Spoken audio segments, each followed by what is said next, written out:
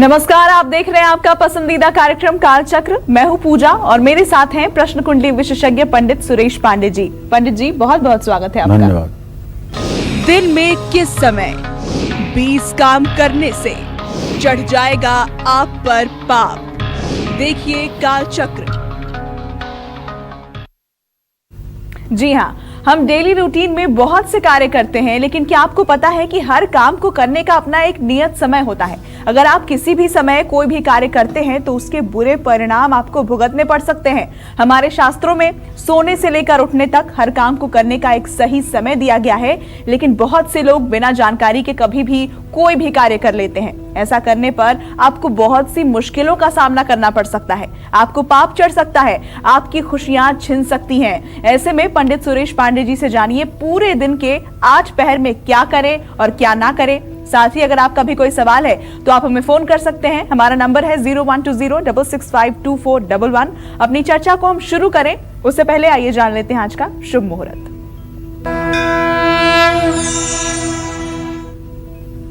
अक्टूबर 2020 दिन मंगलवार। आज अधिक आश्विन कृष्ण पक्ष की चतुर्थी तिथि है, दोपहर 12:31 तक। इसके बाद पंचमी तिथि शुरू हो जाएगी और कृतिका नक्षत्र रहेगा शाम 5:54 तक।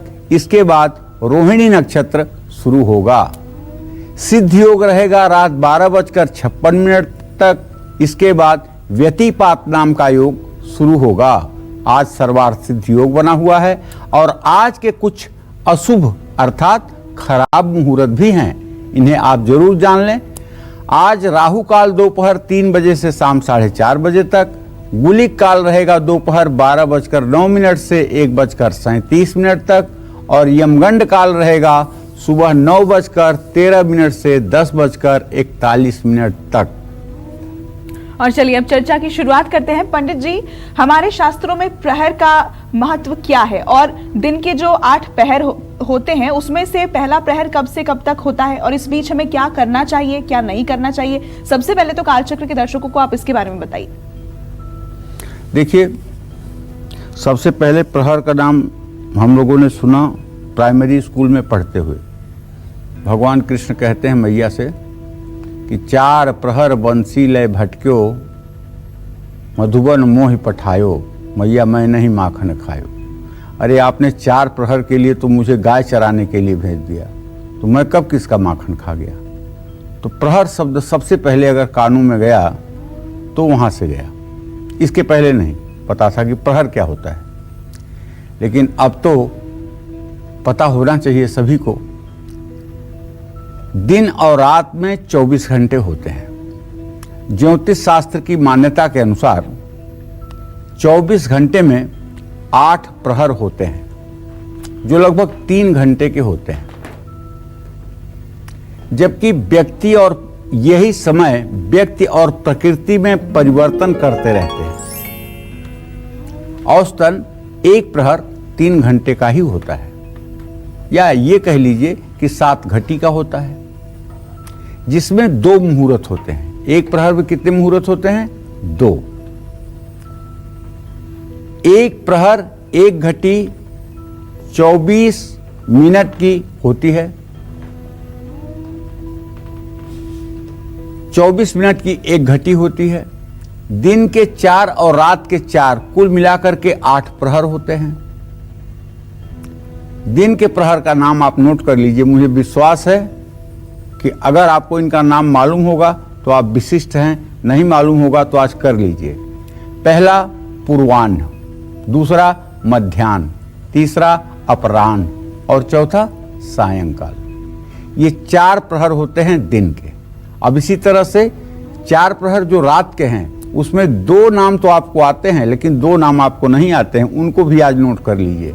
जैसे पहला प्रदोष काल, दूसरा निशीथ काल, तीसरा त्रियामा, चौथा उषा। है ना, त्रियामा और उषा नया आपको सुनने को मिला। निशीथ काल तो आपने दिवाली पे सुना है कि निशीथ काल में पूजा करनी चाहिए महालक्ष्मी की 12 बजे रात्रि, तो आप जानते हैं। प्रदोष काल में पूजा करनी चाहिए, ये भी आप जानते हैं। तो हर प्रहर में कुछ काम करना वर्जित है। जैसे सूर्योदय के समय दिन का पहला प्रहर होता है, जिसे पूर्वाह्न कहा जाता है। इसका समय जो होता है सुबह सूर्योदय से 3 घंटे का होता है, और अगर एक सामान्य गतिविधि से माना जाए तो सुबह 6 बजे से 9 बजे तक इसका समय होता है। लेकिन यह समय बदलेगा। गर्मी में अगर 5:13 पर सूर्योदय हो रहा है तो पूर्वाह्न 8:13 पर ही खत्म होगा। लेकिन ऐसा भी नहीं होगा। सूर्योदय से सूर्यास्त तक जितना समय होगा उसको 4 भागों में डिवाइड किया जाएगा। अगर 14 घंटे का दिन होता है तो ये प्रहर 3.5 घंटे का हो जाएगा। इस बात का ध्यान रखिएगा, क्योंकि गर्मी में दिन जो होता है वो 13 से 14 घंटे का हो जाता है, और जाड़े में दिन 10 से 10.5 घंटे का हो जाता है। तो ये जितने घंटे का दिन हो उसमें 4 का भाग दीजिए। जो एक भाग जो बनता है वही प्रहर होता है। ये प्रहर जो पूर्वाह्न वाला प्रहर है ये निश्चित रूप से सात्विक है, आंशिक तामसिक है, और इस प्रहर में पूजा करना अत्यंत शुभदायी माना जाता है। देवी देवताओं की पूजा यदि इस प्रहर में की जाए तो देवी देवता दोनों हाथ से अपनी पूजा स्वीकार करते हैं।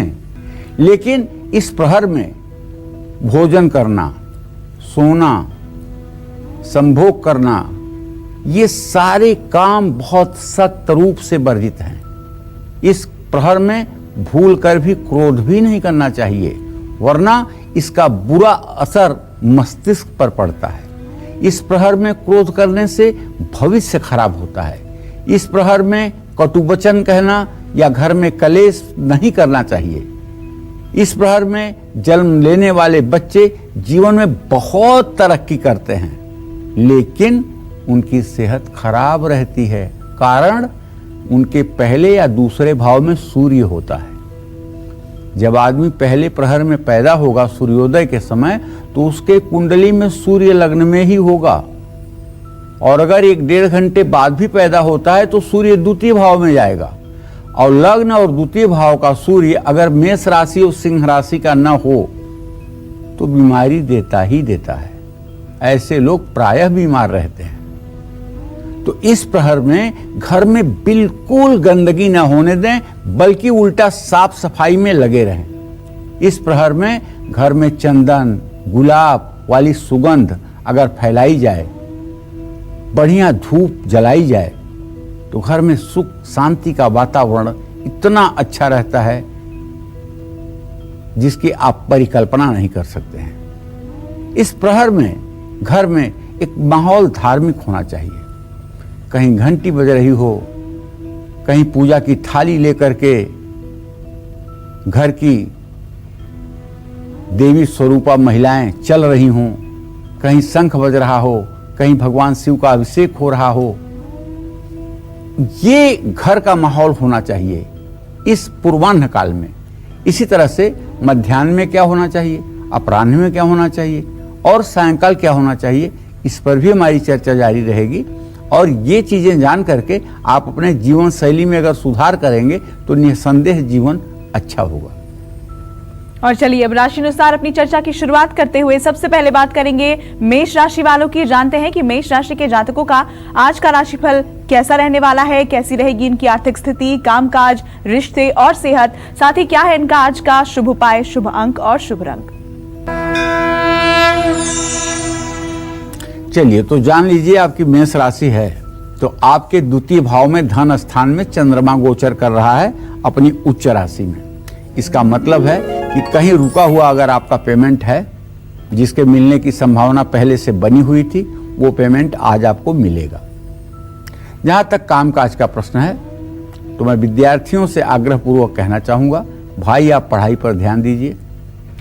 किसी कर्मचारी के अगर कोई काम बिगड़े हुए हैं नौकरी और करियर से रिलेटेड, तो उसमें सुधार होगा। आज एक चीज तो मुझे अच्छी नहीं लग रही है, बुध का 7वें भाव में बैठना और शुक्र मंगल का 6ठा 8वां होना। किसी बाहरी व्यक्ति के हस्तक्षेप के कारण पति पत्नी में गलतफहमी पैदा हो सकती है। काम का बोझ बढ़ने से कमजोरी महसूस हो सकती है। आलस्य करेंगे तो सुनहरे अवसर हाथ से जाएंगे। ऐसे में आज आप तुलसी के पौधे में जल चढ़ाना न भूलें। शुभ अंक आपके लिए 8 होगा, शुभ रंग आपके लिए हरा होगा। जय मां विंध्यवासिनी। और चलिए चर्चा को आगे बढ़ाते हैं। पहले प्रहर की तो बात हो गई, अब बात कर लेते हैं दूसरे प्रहर की।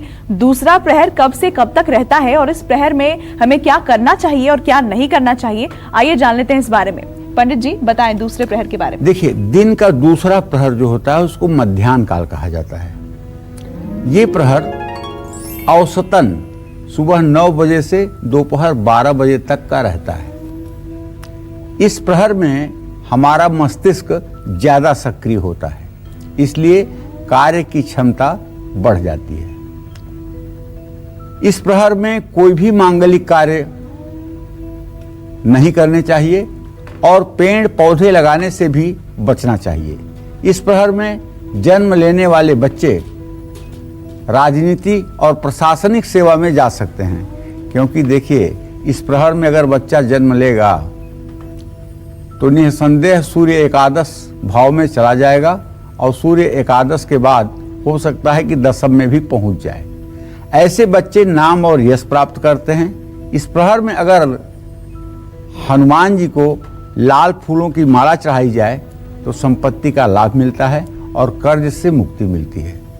जानते हैं हनुमान जी सिद्धि और निधि के दाता हैं। माता जानकी ने इन्हें ऐसा आशीर्वाद दिया है कि अब ये रिद्धि सिद्धि के स्वामी हो गए हैं और अपने भक्तों के सारे कष्टों का निवारण करते हैं, शनि के दुष्प्रभाव को दूर करते हैं, ऋण रोग और दरिद्रता जैसे अभिशाप को समाप्त करते हैं, अपने भक्तों में पुरुषार्थ का जागरण करते हैं, अपने भक्तों को सत्मार्ग दिखाते हैं। कलयुग में हनुमान जी प्रत्यक्ष देवता हैं। अगर आप कहीं संकट में आ जाएं और आपको लगे कि अब दुनिया में आपका कोई मददगार नहीं है, वहां अगर आप हनुमान जी को याद करें तो हनुमान जी बालक से वृद्ध तक किसी न किसी वेश में आकर के आपका सहयोग करेंगे, इसमें कोई संदेह नहीं है। बहुत से लोगों के जीवन में ये चमत्कार घटित हुआ है। ऐसा नहीं है कि ये पहली बार मैं कोई नई बात कह रहा हूं। और हनुमान जी अपनी उपस्थिति दर्ज करा देते हैं, इसमें कोई संशय नहीं है। और चलिए बढ़ते हैं आगे, बात करेंगे अब वृषभ राशि वालों की। जानते हैं कि वृषभ राशि के जातकों का आज का राशिफल क्या कहता है, कैसी रहेगी इनकी आर्थिक स्थिति, कामकाज, रिश्ते और सेहत, साथ ही क्या है आज का उपाय, शुभ अंक और शुभ रंग।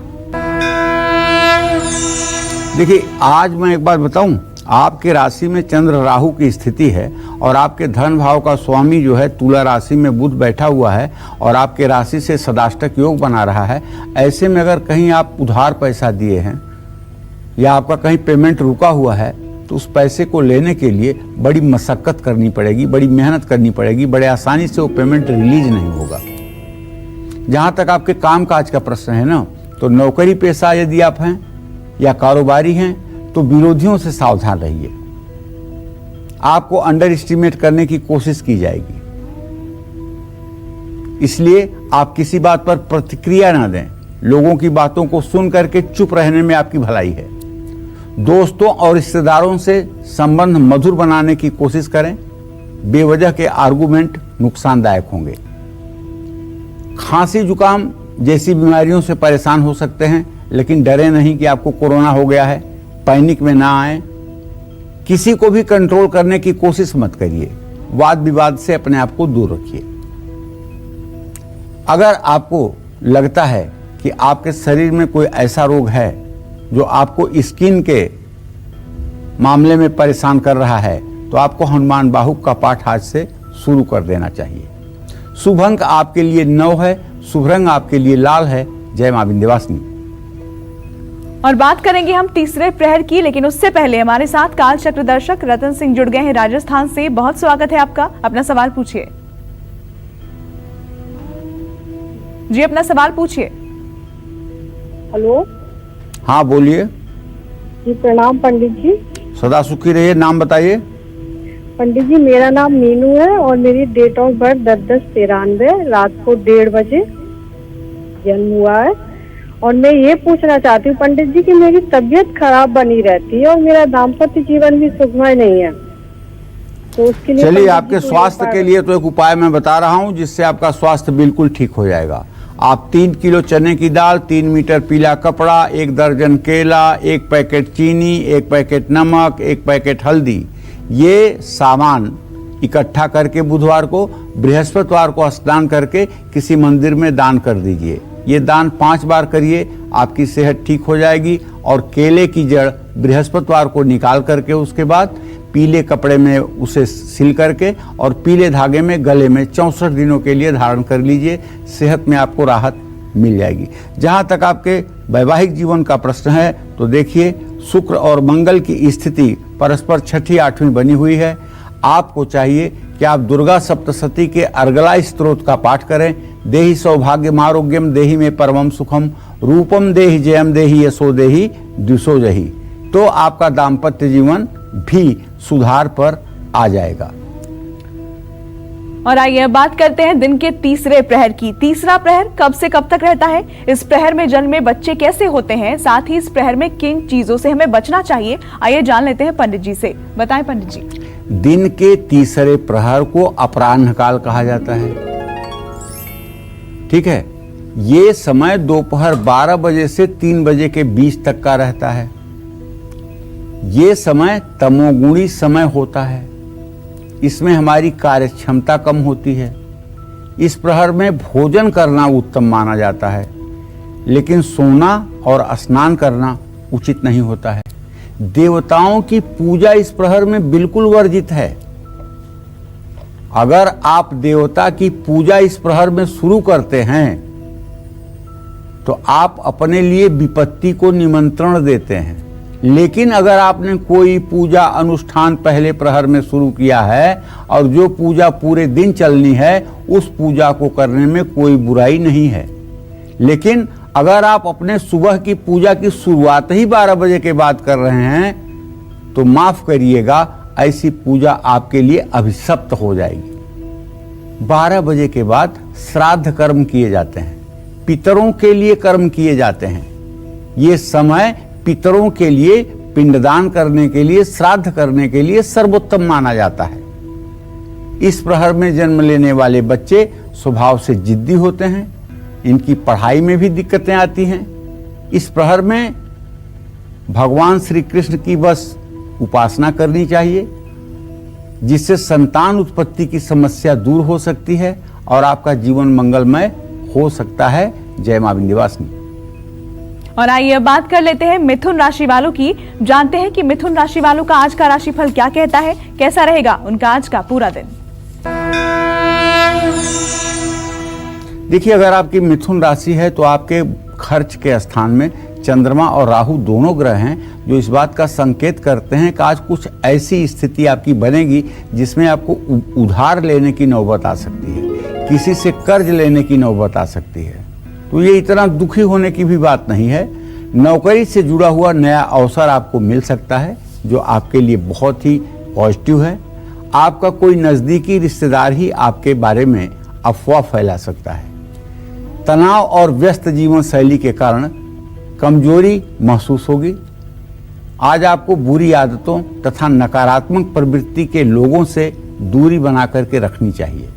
किसी जरूरतमंद की पैसे से मदद करनी चाहिए। शुभ अंक आपके लिए 1 है, शुभ रंग आपके लिए नीला है। जय मां विंध्यवासिनी। और कर्क राशि के जातकों का आज का राशिफल क्या कहता है जानेंगे अब से थोड़ी देर में, लेकिन उससे पहले हमारे साथ कालचक्र दर्शक शुभम जुड़ चुके हैं इस वक्त। बहुत स्वागत है आपका, अपना सवाल पूछिए। हेलो। हाँ बोलिए शुभम जी। हाँ नमस्ते गुरु जी। सदा सुखी रहिए। पंडित जी 10 साल में मेरा अब फोन लगाया आपसे, मैं बहुत ट्राई करता था। जी जी। पंडित जी मेरा ये सवाल है कि मेरी दीदी हैं जो आप 32 साल की हो चुकी हैं, जिनका नाम डॉली है। उनके डेट ऑफ बर्थ है 31 जुलाई 1988, दिन रविवार का सुबह 10 बजे। जी जी। हाँ जी, तो उनकी शादी नहीं हो रही है, काफी टाइम हो चुका उनके लिए आपने जितने भी उपाय बताए हमने वो सब उपाय तक के करे, मगर कुछ सफलता प्रदान नहीं हो रही अभी तक। अब बेटा विवाह का योग बना हुआ है। आज के आपके प्रश्न के आधार पर मैं पूरी जिम्मेदारी के साथ कह सकता हूं कि शुभम आपके दीदी के विवाह का योग बना हुआ है। 30 नवंबर से लेकर के अप्रैल के बीच में इनका विवाह भी संपन्न हो जाएगा। बस इनको एक छोटा सा उपाय करने के लिए कहिए। बृहस्पतिवार के दिन व्रत करें, केले के पेड़ की पूजा करें, पीले वस्त्र धारण करें, बृहस्पतिवार व्रत कथा की पुस्तक पढ़ने की कोशिश करें और नहाते समय अपने पानी में 1 चुटकी हल्दी डाल करके उसी पानी से स्नान करें। निश्चित रूप से, और बृहस्पतिवार के दिन भूल करके भी साबुन ना लगाएं और रविवार के दिन सरसों के तेल का प्रयोग ना करें। और एक मंत्र है, ओम क्लीम कात्यायनी महामाये महायोगिन्य धीश्वरी नंद गोप सुतम देवी पतिम में कुरुते नमः। ये मतलब कि कात्यायनी मंत्र है।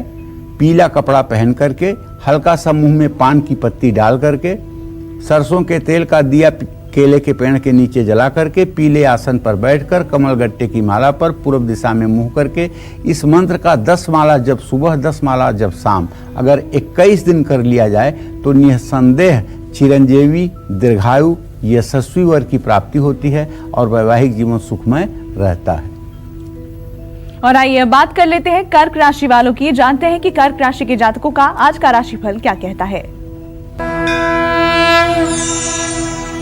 चलिए तो मैं आपको बताऊं कि यदि आपकी कर्क राशि है तो आपका राशि स्वामी चंद्रमा इस समय राहु के साथ ग्रहण दोष में है। ऐसे में आज आपको पैसे के मामले में तो किसी पर भी भरोसा नहीं करना चाहिए। जहां तक आपके कामकाज का प्रश्न है तो मीडिया या क्रिएटिव फील्ड से अगर आप जुड़े हुए हैं तो आपके लिए दिन अच्छा है, आपका प्रमोशन होकर रहेगा। भाई के साथ चल रहा विवाद खत्म होगा, समझौता लागू होगा। चोट लगने की संभावना बनी हुई है, इसलिए अपने शरीर की सुरक्षा पर ध्यान दीजिए। भावुकता में कोई फैसला मत लीजिए। दुर्गा चालीसा का पाठ करना आपके लिए लाभदायी होगा। शुभ अंक आपके लिए 2 होगा। शुभ रंग आपके लिए नारंगी होगा। जय मां विंध्यवासिनी। और देखिए, पहले, दूसरे और तीसरे प्रहर की तो बात हो गई, बाकी बचे और 5 प्रहर में क्या करना चाहिए और क्या नहीं करना चाहिए ये सब बताएंगे आपको पंडित जी। लेकिन फिलहाल वक्त हो गया एक छोटे से ब्रेक का। आप बने रहिए हमारे साथ, देखते रहिए काल चक्र। पूरे दिन में किस समय 20 काम करने से बिगड़ सकते हैं आपके रिश्ते, छिन सकता है सम्मान, बिगड़ सकती है आपकी सेहत और चढ़ सकता है आप पर पाप। पूरे दिन किस समय कौन से कार्य करने चाहिए और कौन से कार्य बिल्कुल नहीं करने चाहिए, यही बता रहे हैं आज आपको पंडित जी। अपनी चर्चा को आगे बढ़ाते हुए अब बात करते हैं दिन के चौथे प्रहर की। इस प्रहर में किन चीजों से सावधान रहने की हमें जरूरत है, आइए जान लेते हैं। पंडित जी बताइए चौथे प्रहर के बारे में। देखिए, दिन का जो चौथा और अंतिम प्रहर होता है उसको सायंकाल भी कहते हैं। दोपहर 3 बजे से लेकर के शाम 6 बजे के बीच का जो समय होता है वो सायंकाल कहलाता है।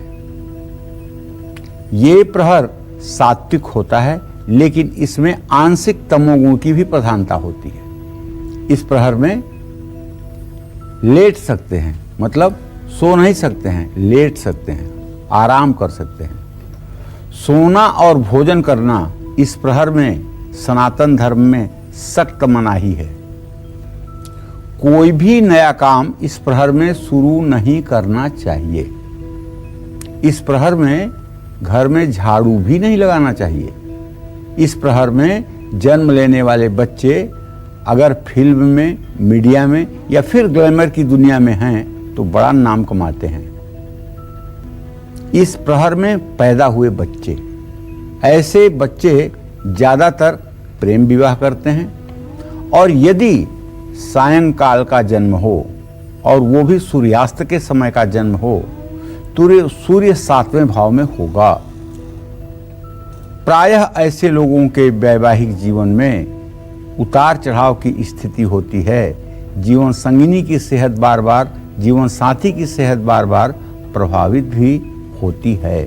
तो ऐसी स्थिति यदि चौथे प्रहर में आपके भी जन्म की हो तो आपको सूर्य को जल नित्य देना चाहिए और सूर्य के मंत्रों का जप भी करना चाहिए। गायत्री मंत्र भी आपके लिए लाभकारी है।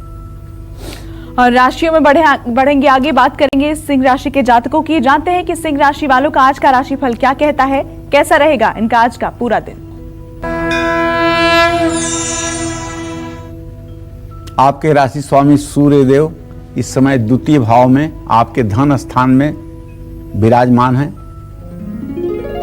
ऐसे में आप पैसों से जुड़ा कोई महत्वपूर्ण फैसला ले सकते हैं। कामकाज की बात कहें तो अगर आप मैन्युफैक्चरिंग यूनिट के मालिक हैं तो आपको अच्छा और नया ऑर्डर मिल सकता है। व्यवसाय पर पूरा ध्यान दीजिए। किसी दोस्त या रिश्तेदार से कहासुनी हो सकती है, कोशिश करें कि ये विवाद ना बढ़े। पैरों में दर्द हो सकता है, चोट लगने की संभावना है। वाहन चलाते समय या कोई डील करते समय सतर्कता बरतें। भगवान गणेश को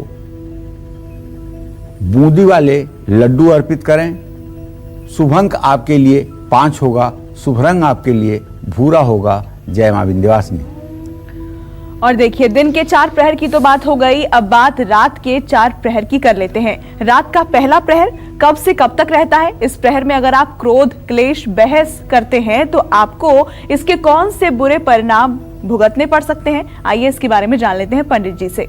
बताएं पंडित जी। देखिए, अगर आप 5वें प्रहर यानी रात के पहले प्रहर में कोई काम करना चाहते हैं तो इसको प्रदोष काल कहते हैं। पहले आप ये जान लें। इस प्रदोष काल का समय जो होता है वो प्रायः 6 बजे से 9 बजे का होता है। इस प्रहर में सतोगुण की प्रधानता रहती है। इस प्रहर में किसी भी प्रकार का तामसिक कार्य करना वर्जित है। शाम 6 बजे से रात 9 बजे के बीच में क्रोध, कलह, बहस नहीं करना चाहिए।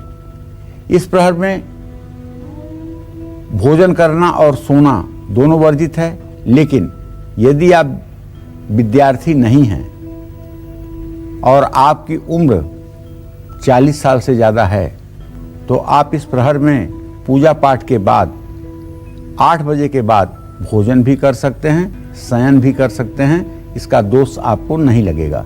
लेकिन यदि आप विद्यार्थी हैं तो आपको इसका दोष लगेगा। इस प्रहर में पूजा, प्रार्थना, संध्या बंदन और ध्यान करने से बहुत लाभ मिलता है। स्वाध्याय करने से अत्यंत लाभ मिलता है। इस प्रहर में जन्म लेने वाले बच्चों की आँखों और हड्डियों में हमेशा तकलीफ रहती है, क्योंकि इस प्रहर में जो लोग जन्म लेते हैं उनका सूर्य या तो 6ठे भाव में होता है या फिर 5वें भाव में होता है। 6ठे भाव में होगा तो हड्डी से संबंधित रोग देगा, आँखों से संबंधित रोग देगा। 5वें भाव में होगा तो संतान भाव से भी संबंधित समस्याएं पैदा होंगी। तो इस समय घर के पूजा के स्थान पर घी या तिल के तेल का दीपक जरूर जलाना चाहिए। और अगर आप 9 बजे तक सोते हैं तो अपने कमरे में आप एक घी का दिया जला करके 10-15 मिनट जलने दें। उससे वो आपके पूरे बेडरूम की नेगेटिविटी को ख़त्म कर देगा, सोख लेगा। और आपके बेडरूम में जो पॉजिटिविटी होगी उससे आपके मस्तिष्क को काफ़ी रिलैक्स मिलेगा और आप अच्छी नींद सो पाएंगे और बुरे सपनों से भी आप बचे रहेंगे। जय मां विंध्यवासिनी। और आइए बात कर लेते हैं कन्या राशि वालों की। जानते हैं कि कन्या राशि के जातकों की आर्थिक स्थिति, कामकाज, रिश्ते और सेहत कैसे रहने वाले हैं और साथ ही क्या है उनका आज का उपाय, शुभ अंक और शुभ रंग। देखिए, यदि आपकी राशि कन्या है तो आपके राशि में सूर्य देव इस समय विराजमान हैं, ये बात आप जान लीजिए। और आपके आमदनी भाव का स्वामी चंद्रमा इस समय राहु के साथ ग्रहण दोष में है। ऐसे में आपको किसी को भी उधार देने से आज बचना चाहिए, क्योंकि मंगलवार का दिया हुआ उधार वैसे भी वापस नहीं मिलता है। किसी के हस्तक्षेप के कारण आपके काम बिगड़ सकते हैं। पार्टनर के साथ मनमुटाव होने की संभावना बनी हुई है। आज घबराहट या बेचैनी से आप परेशान हो सकते हैं, तो किसी की बातों पर ध्यान न दें और ना ही जल्दबाजी में कोई फैसला आप लें। जल में दुर्वांकुर डालकर सूर्य को ओम ब्रह्म स्वरूपिणे सूर्य नारायणाय नमः, ओम ब्रह्म स्वरूपिणे सूर्य नारायणाय नमः, ओम ब्रह्म स्वरूपिणे सूर्य नारायणाय नमः कहते हुए 3 बार में अर्घ दें। शुभ अंक आपके लिए 1 होगा, शुभ रंग आपके लिए सुनहरा होगा। जय मां विंध्यवासिनी। तो रात के पहले प्रहर की तो बात हो गई, अब बात करते हैं रात के दूसरे प्रहर की। ये प्रहर कब से कब तक रहता है? इस प्रहर में क्या करना वर्जित है? आइए जान लेते हैं इस बारे में। बताएं पंडित जी। रात का दूसरा प्रहर पूजा माने छठवां प्रहर, इसको निशीथ काल कहते हैं, मध्य रात्रि। ये प्रहर रात के 9 बजे से लेकर के और 12 बजे तक का होता है। इस प्रहर में तामसी राजसी दोनों गुणों का सम्मिश्रण होता है, लेकिन यह नकारात्मक नहीं होता। इस प्रहर में कोई नई चीज आप नहीं खरीदें और ना ही फूल पत्ते तोड़ने चाहिए। इस प्रहर में किसी पेड़ के पास ना तो जाएं और ना ही उसे छेड़ें। इस प्रहर में जन्म लेने वाले बच्चे कलाकार होते हैं, लेकिन पढ़ाई में उतने अच्छे नहीं होते हैं, क्योंकि इस प्रहर में जन्म लेने वाले बच्चों का सूर्य चतुर्थ भाव में होता है और चतुर्थ भाव का सूर्य कभी अच्छा नहीं होता है। ऐसे में एजुकेशन से रिलेटेड समस्या आती है। इस प्रहर में घर में जो भी भोजन बनाया जाए उसे किसी जीव को भी खिलाना चाहिए। ऐसा करने से आर्थिक स्थिति मजबूत होती है। और कोशिश करें कि भोजन बनाने की प्रक्रिया 5वें प्रहर में कंप्लीट कर लें, 9 बजे तक कंप्लीट कर लें। ये छठे प्रहर का बना हुआ भोजन सात्विक तो होता है, लेकिन उससे आपकी दिनचर्या बिगड़ती है, उससे आपके शरीर में दर्द की स्थिति बढ़ती है। कारण क्या है? कारण यह है कि अगर आप मध्य रात्रि में भोजन करेंगे और मध्य रात्रि में भोजन करके शयन करेंगे तो आप सूर्योदय के समय उठ नहीं पाएंगे, और जब आप सूर्योदय के समय उठ नहीं पाएंगे तो विटामिन डी आपको मिलेगी नहीं, और विटामिन डी की कमी होते होते कुछ दिनों के बाद शरीर में बीमारी आपको घर कर जाएगी। तो इसलिए अगर स्वस्थ रहना है तो सूर्योदय के समय उठना भी चाहिए, सूर्य को जल भी देना चाहिए, सूर्य की रोशनी में 2-5 मिनट खड़े भी होना चाहिए और गायत्री मंत्र का जप भी करना चाहिए। और आइए बात करेंगे तुला राशि वालों की। जानते हैं कि तुला राशि के जातकों का आज का राशिफल क्या कहता है।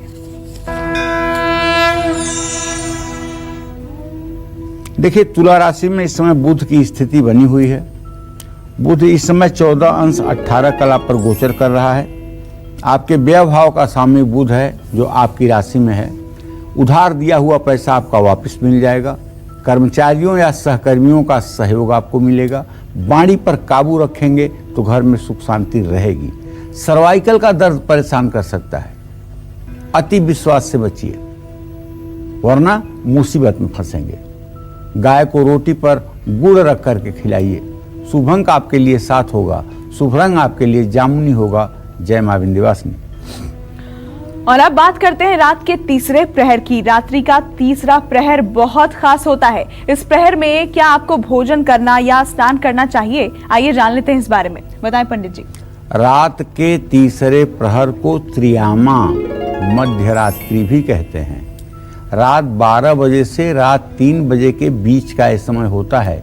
ये समय शुद्ध रूप से तामसिक होता है। चोरी, डकैती, छिनैती, हत्या, जितने अभिचार होते हैं सब 12 बजे रात से 3 बजे रात के बीच में होते हैं। घनघोर कलयुग उस समय होता है। जितनी सात्विक चीजें होती हैं, जैसे मंदिर, उस समय बंद रहेंगे। पूजा पाठ उस समय बंद रहेगी। दान पुण्य उस समय बंद रहेगा। शिक्षा दीक्षा उस समय बंद रहेगी। शुरू क्या रहेगा? अत्याचार, अन्याय, अनीति, ये सब चीजें इस समय होती हैं। जितने भी अपराध होते हैं, जितने भी गलत काम होते हैं, वो सब इस प्रहर में होते हैं। तो भाई, ये प्रहर सिर्फ और सिर्फ विश्राम करने के लिए होता है, अर्थात सोने के लिए होता है। ऐसे में इस प्रहर में स्नान करना, भोजन करना वर्जित है। इस प्रहर में जन्म लेने वाले बच्चे घर से दूर जाकर के सफलता प्राप्त करते हैं। ऐसे बच्चों का अपने परिवार से लगाव थोड़ा कम होता है। इस प्रहर में की गई प्रार्थना तुरंत फलदायी होती है। जय मां विंध्यवासिनी। और अब बात करेंगे वृश्चिक राशि के जातकों की। जानते हैं कि उनका आज का राशिफल क्या कहता है, कैसा रहेगा वृश्चिक राशि वालों का आज का पूरा दिन। देखिए, आपकी वृश्चिक राशि है तो आप तो सोच रहे होंगे कि आपके राशि में इस समय केतु आ गया है जो ठीक नहीं है, लेकिन आप ये मत सोचिए। आप ये सोचिए कि आपके धन भाव में इस समय देवगुरु बृहस्पति स्वयं गोचर कर रहे हैं, जो आपके पैसे कहीं इन्वेस्ट करने के लिए बहुत अच्छा है। अगर आप शेयर में पैसा लगाते हैं, गोल्ड में पैसा लगाते हैं, तो विश्वास करिए चमत्कारिक लाभ होगा। जहाँ तक कामकाज की बात है तो अपनी प्रतिभा के दम पर आप अपनी पहचान बना लेंगे और आपका टारगेट, आपका लक्ष्य भी आपको पूरा होगा। दोस्तों और परिवार के लोगों का सहयोग आपके हौसले बढ़ाएगा।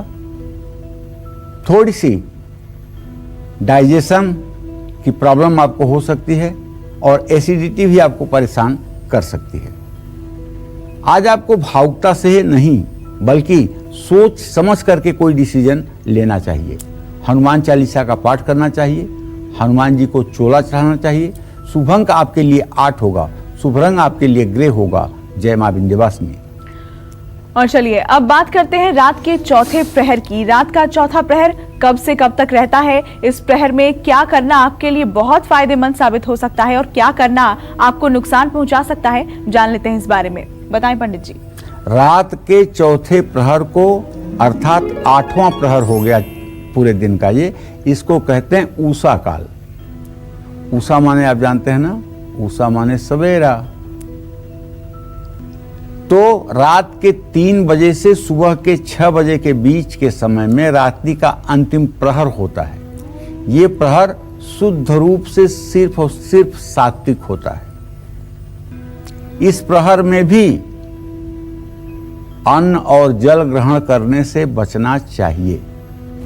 इस प्रहर में उठकर नित्य कर्म से निवृत्त होकर पूजा अर्चना और ध्यान करने से मनुष्य देव तुल्य हो जाता है, क्योंकि इस प्रहर में हर व्यक्ति का सुषुम्ना स्वर कुछ समय के लिए प्रवाहित होता है और उसमें जब आप ध्यान लगाते हैं तो आप परम सत्ता के नजदीक हो जाते हैं। इसीलिए इसे ब्रह्म मुहूर्त भी कहा गया है।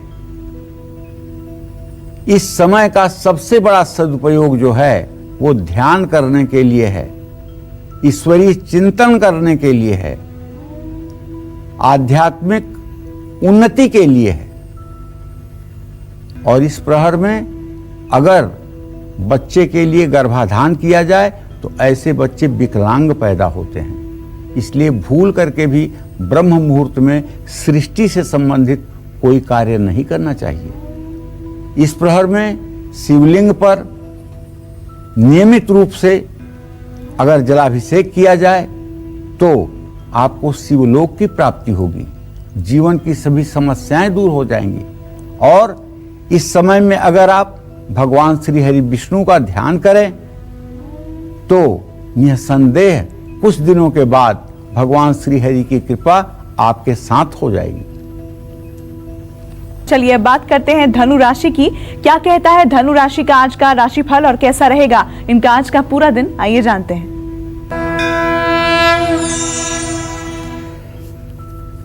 देखिए, धनु राशि में वैसे तो धनु राशि का स्वामी बृहस्पति विराजमान है 24 अंश 6 कला पर, लेकिन व्यय भाव में केतु का होना और पंचम भाव का स्वामी मंगल बृहस्पति के केंद्रीय प्रभाव में है, तो इसलिए मैं एक कहना चाहूंगा कि आप अपने बच्चों के फ्यूचर के लिए, आप अपने बच्चों के भविष्य के लिए कहीं कुछ पैसा खर्च कर सकते हैं या उनके लिए कोई एक प्रॉपर्टी में निवेश करके आप छोड़ सकते हैं जो उनके समय पर काम आएगा। लेकिन अपने बजट का ध्यान रखिएगा। नया काम शुरू कर सकते हैं, ऑफिस का माहौल बहुत अच्छा रहेगा, पति पत्नी से रिश्ते मधुर रहेंगे, लेकिन एक दूसरे की सेहत का ध्यान रखें। खांसी जुकाम आपको परेशान कर सकती है। साझेदारी के कार्यों में संयम से काम लें। जरूरतमंद की क्षमता अनुसार मदद करें। शुभ अंक आपके लिए 4 होगा। शुभ रंग आपके लिए हरा होगा। जय मां विंध्यवासिनी। और चलिए अब बात करते हैं मकर राशि वालों की। जानते हैं कि आज मकर राशि वालों का भाग्य कितना मजबूत है।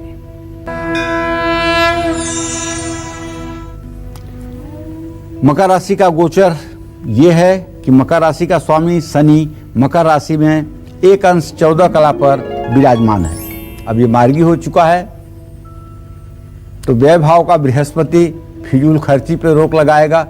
धर्म पर ही खर्चा होगा, फिजूल खर्ची कहना तो इसको उचित नहीं है, लेकिन धर्म पर भी अपने सामर्थ्य से ज़्यादा खर्च करने वाला फिजूल खर्ची ही कहलाता है, वरना भविष्य में पछताएंगे अगर पैसे का सही सदुपयोग नहीं करेंगे। नौकरी पेशा लोगों को इंटरव्यू में सफलता मिलेगी, नए ऑर्डर मिल सकते हैं, दोस्तों के साथ संबंध सुधरेंगे। त्वचा से संबंधित एलर्जी की समस्या हो सकती है, स्किन एलर्जी हो सकती है, तो ऐसे में कीमती सामान संभाल कर रखें। चोरी होने की संभावना बनी हुई है, यात्रा में पूरी सावधानी रखें। चावल और दूध का दान करें। शुभ अंक आपके लिए 7 है। शुभ रंग आपके लिए सफेद है। जय मां विंध्यवासिनी। और चलिए अब बात कर लेते हैं कुंभ राशि वालों की। जानते हैं कि कुंभ राशि के जातकों का भाग्य आज कितना मजबूत रहने वाला है। देखिए, कुंभ राशि में भले ही कोई ग्रह नहीं है, लेकिन शुक्र की पूरी दृष्टि है, और ऐसे में अगर देखा जाए तो भाग्य स्थान में बैठा हुआ बुध और शुक्र की तृतीय एकादश स्थिति ये धनहानि की संभावना प्रकट कर रही है। प्रोजेक्ट में असफलता हाथ लगेगी। माता पिता अपने बच्चों का आत्मबल बढ़ाने की कोशिश करें। मुंह में छाले हो सकते हैं। मसालेदार खाना बिल्कुल मत खाइए। किसी अजनबी पर भरोसा मत करिए, वरना नुकसान होगा। पीपल के पेड़ पर जल चढ़ाइए। शुभ अंक आपके लिए 3 होगा। शुभ रंग आपके लिए मैरून होगा। जय मां विंध्यवासिनी। दीपक कैसे जलाएंगे तो धनवान बन जाएंगे। दीपक कैसे जलाएंगे तो सेहतमंद हो जाएंगे। दीपक कैसे जलाएंगे तो भाग्यवान हो जाएंगे। आइए जान लेते हैं इस बारे में। पंडित जी बताएं। देखिए, दीपक जो है ये अंधकार को मिटाता है, तो जग विदित बात है। दीपक सिर्फ अंधकार को ही नहीं मिटाता है, दीपक हमारे जीवन के ऋण, रोग और दरिद्रता का भी शमन करता है। अगर सचमुच में जीवन में आर्थिक तंगी है तो अपने पूजा घर में नित्य सुबह शुद्ध घी का दिया जलाइए और चमत्कार देखिए। ऐसा नहीं है कि आप सुबह दिया जला देंगे तो भगवान राम और कृष्ण आपके लिए अटैची में पैसा बंद करके और ऊपर से आपके आंगन में डाल देंगे। ऐसा कुछ नहीं होगा। होगा ये कि वो दिया जो पूजा स्थान में आप जलाएंगे आपके शरीर की नेगेटिविटी को खत्म करेगा, आपके अंदर पॉजिटिविटी का प्रवेश करेगा, जिसका परिणाम होगा कि आपको हर काम में सफलता मिलने लगेगी। और आप तो जानते हैं, वीर भोग्या वसुंधरा, जब आप वीरता दिखाएंगे तो ये वसुधा आपके अधीन हो जाएगी। तो दीपक जलाइए। अगर दुश्मन आपको नुकसान पहुंचाने की कोशिश कर रहे हैं तो हर रोज भैरव जी के सामने आपको सरसों के तेल का दिया जलाना चाहिए। और यदि शनि ग्रह आपका कमजोर है तो तिल के तेल का दिया शनि मंदिर में आपको जलाना चाहिए। पति की लंबी आयु के लिए पूजा घर में महुए के तेल का दिया जला सकते हैं। और किसी व्यक्ति की कुंडली में राहु केतु यदि दोनों अशुभ हैं और उनकी महादशा, अंतरदशा, प्रत्यंतर दशा चल रही है तो ऐसे में अलसी, इसको फ्लैक्सी सीड भी कहते हैं अंग्रेजी में, और हमारे यहाँ यूपी में तो उसको तीसी कहते हैं, तीसी, ठीक है ना। इसका दिया पीपल के नीचे बुधवार को अगर जलाया जाए तो 17 बुधवार में ही राहु केतु का बुरा असर खत्म हो जाएगा। किसी मुकदमे को अगर आपको जीतना है तो भगवान के आगे, हनुमान जी के आगे 5 मुखी दिया जलाइए। और अगर आपको चाहिए कि लक्ष्मी सदैव आपके ऊपर कृपा बनाए रखें, उनके कृपा से आप सराबोर रहें, तो आप हमेशा 7 मुखी दीपक जलाने की कोशिश करें। बुरे सपनों का डर सताता है तो सोने से पहले हनुमान जी के पंचमुखी स्वरूप के आगे दिया जलाकर हनुमान चालीसा पढ़ें। परिवार में हमेशा अगर कलेश रहता है तो राम दरबार के आगे हर दिन घी का दिया जलाएं। राधा कृष्ण के आगे दीपक जलाने से मन भावन जीवन साथी मिलता है। और जो लोग अपने बेडरूम में उत्तर या पूरब की दीवार में राधा कृष्ण का चित्र लगाते हैं और सुबह उठते उन्हीं लोगों के दर्शन करते हैं, ऐसे लोगों का दाम्पत्य जीवन निसंदेह आदरणीय होता है, इसमें कोई संशय नहीं है। और आइए बात कर लेते हैं मीन राशि वालों की।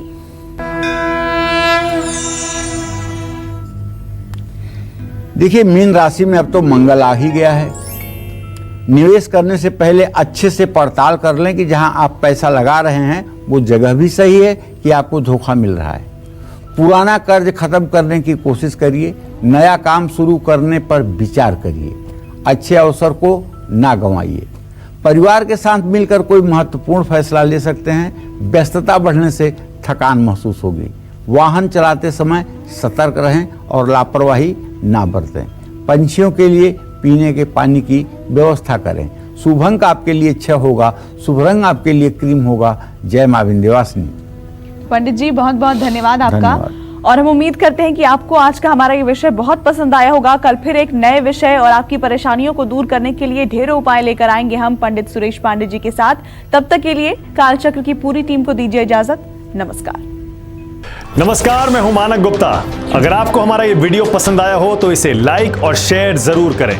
और हाँ, हमें सब्सक्राइब और फॉलो करना ना भूलें ताकि आप देश और दुनिया की कोई खबर मिस ना करें। तो जुड़े रहिए हमारे साथ और देखते रहिए न्यूज़ 24।